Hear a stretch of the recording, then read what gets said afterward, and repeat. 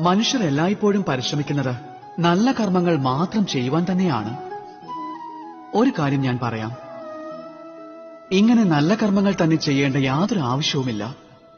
അതിനേക്കാൾ അത്യാവശ്യമായുള്ളത് ഈ ദുഷ്കർമ്മങ്ങളെ മനസ്സിലാക്കുകയും അതിൽ നിന്നും അകലം പാലിക്കുകയുമാണ്.